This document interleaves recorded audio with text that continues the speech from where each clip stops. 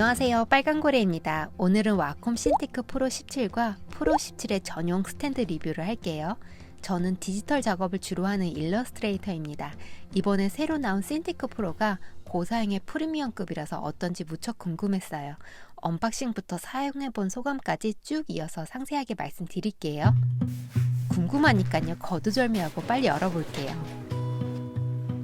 첫인상은 고급스럽고 깔끔합니다. 마감 아주 좋고요. 미니멀한 컨셉이에요. 처음에 들었을 때 이게 뭐지? 하고 했어요. 뒷면에 그립감 좋은 손잡이가 있더라고요. 익스프레스 키를 뒷면에다 몰아서 넣었어요. 그래서 전면은 디자인이 심플하게 나올 수 있었습니다. 무게감은 있습니다. 나머지는 한꺼번에 후딱 꺼내놓고 보여드릴게요. 와콤 신티크 프로 17은 고사양 액정 태블릿입니다. 색상 프로필은 P3 어도비 RGB 지원하고 있고요. HDR 감마 4K 120Hz의 주사율을 지원하고 있습니다. 화면 아주 선명하고요. 드로잉할 때 움직임 인식도 아주 빠르고 자연스러워요. 그리고 손가락으로 인식이 되는 터치 스크린이고요. 팬톤사의 색상 검증도 받았습니다. 가격은 공홈 기준으로 369만원입니다. 자, 이제 구성품을 하나씩 소개해 드릴게요. 먼저 17.3인치 액정 태블릿이 있고요. 와콤 프로펜 3가 있고요. 펜 보관함이 있는데요. 뚜껑을 열면 심이랑 홀더 및 펜에 관련된 모든 게 다 들어있어요. 이 펜 케이스는 이 액타의 좌측이나 우측에 장착할 수 있습니다. 그리고 기본적으로 이지 스탠드가 있고요. 스탠드 연결할 때 쓰는 나사, 가이드, 전원 어댑터와 케이블, 그리고 컴퓨터에 연결하는 C2C 케이블이 있어요. 뒷면은 어떻게 생겼냐면요. 상단에 케이블 연결하는 포트들이 있고요. 전원, 설정, 터치스크린 비활성화하는 버튼들이 있습니다. 양쪽 옆에 익스프레스 키 4개씩 있고요. 발열 감소를 위한 홀이 위아래로 있습니다. 그리고 가운데 배사홀 75가 있어요. 스탠드 연결할 때 이 구멍에 나사 끼워서 연결하면 돼요. 자, 그럼 기본적으로 제공해주는 이 이지 스탠드를 연결해 볼게요. 받침대 2개를 뒤에 붙이면 끝입니다. 심플하니 깔끔하죠? 각도는 약 한 20도로 고정이에요. 각도 수정은 불가하지만 저는 이 정도 각도면 괜찮은 것 같고요. 깔끔하니 좋네요. 그럼 이번에는 와콤 신티크 프로 17 전용 스탠드에 연결을 해볼게요. 스탠드가 아주 묵직하네요. 약 6kg이고요. 박스가 커서 범상치 않은 예감이 듭니다. 구성품은 이렇고요. 가이드를 보면서 빨리 조립을 해볼게요. 이 스탠드는 오늘 리뷰하는 와콤 신티크 프로 17에만 장착할 수 있는 전용 스탠드이고요. 각도 조절, 높이 조절, 좌우 회전 20도까지 조절이 됩니다. 가격은 68만원입니다. 자, 조립 다 했으니까 이제 액타를 껴볼게요. 장착하는 순간 이 스탠드가 왜 무거운지 이해가 되네요. 타블렛을 매우 안정적으로 흔들림 없이 잡아주네요. 저는 이 스탠드가 너무 무겁고 비싸서 이걸 꼭 사야 하나 싶었는데요. 이 액타의 각도 조절을 한다고 돌리고 그러려면 좀 무게가 있어야 하겠어요. 안 그러면 돌릴 때 좀 불안정하게 흔들릴 것 같아요. 어차피 휴대용은 아니니까 이거 들고 어디 갈 거 아니면 저는 이 정도 무게는 괜찮다고 생각해요. 각도 조절하는 방법 알려드릴게요. 이 스탠드의 뒷면에 바가 있거든요. 이 바를 내려서 잠금 해제하고요. 돌리면 각도가 이렇게 돌아갑니다. 그리고 눈높이를 위해 높낮이 조절도 이렇게 되고요. 이 바를 다시 올리면 잠금이 되어서 고정이 됩니다. 쉽죠? 그 다음 가운데 부분에도 작은 잠금 장치가 있어요. 잠금 장치가 내려가 있으면 잠금 해제된 것이에요. 그럼 좌우로 20도 회전이 가능합니다. 이 스탠드의 단점은 가격입니다. 68만원 비싸죠? 비싼데요. 돌려보니까 좋네요. 자, 그럼 컴퓨터 연결하고 써볼게요. 타블렛 켜기 전에 컴퓨터에 드라이버 설치를 할게요. 참고로 한 컴퓨터에 타블렛 드라이버 2개 설치하면 오류나요? 와콤뿐만 아니라 모든 타블렛 드라이버가 그렇습니다.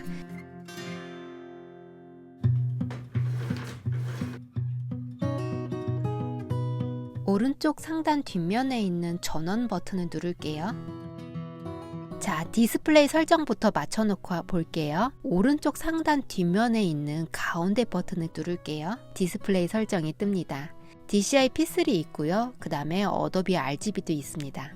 색감 참 좋네요. 제 눈에는 디스플레이 P3가 익숙하네요.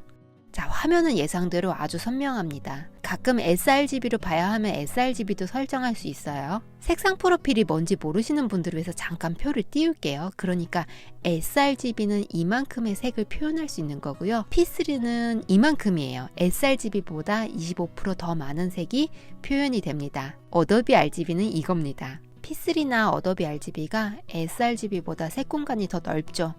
그래서 더 많은 색이 표현돼서 생생하고 선명해 보입니다. 그리고 지금 빛 반사가 없어요. 눈이 편하네요. 반사 방지 글래스 처리를 잘했네요. 미끌거리면서 반질거리는 질감이 아니고 쓱쓱거리는 질감이어가지고 종이 필름 같은 거는 안 붙여도 될 것 같아요. 스크린에 대한 이야기는 이제 펜 설명드리고 또 이어서 할게요. 자, 이제 펜 할게요. 펜 퀄리티가 아주 좋습니다. 와콤 펜은 원래 좋아요. 예민하게 반응하고요. 필압도 잘 먹어요. 촉촉한 펜처럼 이렇게 스크린에 그려지는데요. 이 펜 때문에 와콤 쓰시는 분들 많으세요. 저는 오늘 받은 물건 중에서 와콤 프로 펜 3가 개인적으로 제일 좋았어요. 그 이유는 사용자 입맛에 맞춰서 커스터마이징을 할 수 있기 때문인데요. 아주 세심한 배려가 있었습니다. 그래서 구성품이 이렇게 많습니다. 특이사항으로는 펜 무게를 조절할 수 있는 무게추가 있어요. 이 무게에 대해서 얘기를 드릴게요. 제 채널 구독자님들은 아실 텐데요. 제가 손목 건초염이 있어서 필기 도구에 굉장히 민감합니다. 저는 작은 차이도 남들보다 크게 느끼고 펜을 최대한 가볍게 써야 하는데 이게 엄청 가볍더라고요. 무게가 9g밖에 안 나와요. 근데 이 반대로 나 가벼운 거 싫은데 가벼우면 필기감 오히려 떨어져 하시는 분들 많으실 거예요. 그럴 때는 펜을 분리하고 이 무게추를 여기다 이렇게 넣으면 됩니다. 그럼 12g 나오네요. 그리고 이 그립이 있는데요. 이것도 세심하게 두 가지 스타일로 곡선, 일직선 여기 이렇게 있더라고요. 저는 이제 곡선이 좋으니까요. 곡선을 넣을게요. 장착을 하려면 다 분리를 해야 합니다. 사이드 버튼 끝을 보시면 이렇게 작은 홈이 있거든요. 여기에 손톱을 넣고 톡 하고 빼면 빠집니다. 다 분리가 된 상태에서 이 실리콘 그립을 끼우고 추를 다시 넣고 뚜껑을 닫습니다. 이 사이드 버튼 플레이트도 세심하게 두 가지 스타일이 있어요. 3 버튼이 있는 게 있고 아예 없는 게 있거든요. 저는 펜에 그 버튼을 사용하지를 않아요.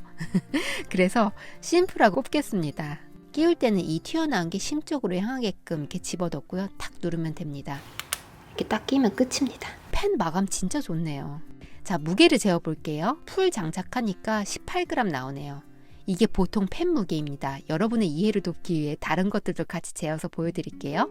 일반 나무 연필이 5g 나와요. 그리고 이게 와콤 프로펜 2인데요. 이게 16g 나오고요. 이게 애플펜스 18g 나옵니다. 저는 무거운 거 싫어하니까 추는 빼고 쓸게요. 그리고 펜심은 일반 펜심이 있고 펠트심이 있는데요. 저는 연필 느낌이 나는 펠트심으로 교체를 할게요. 링으로 심을 잡아 빼고요. 펠트심을 쏙 넣겠습니다. 펠트심 끼우니까 조금 더 덜 미끄러우면서 사각 소리가 조금 더 나는데요. 아주 큰 차이는 아닙니다. 그리고 이 펜 보관함은 액정 타블릿 옆을 보시면 구멍이 있어요. 잘 껴서 넣고 돌리면 끝입니다. 구멍은 양쪽에 다 있어요. 왼쪽에 껴도 되고 오른쪽에 껴도 돼요. 자, 그럼 포토샵 켜고 그려보면서 말씀 또 드릴게요. 자, 지금 와콤 신티크 프로 17은 주사율이 120Hz인데요. 저는 이거 쓰기 전에 60Hz 신티크 16을 썼었거든요. 펜으로 그어보니까 이제 120Hz와 차이가 있네요. 더 부드럽고 자연스러워요. 제가 쓰던 와콤 신티크 16은 제가 이거 7년을 썼는데요. 이것도 sRGB까지만 지원이 돼요.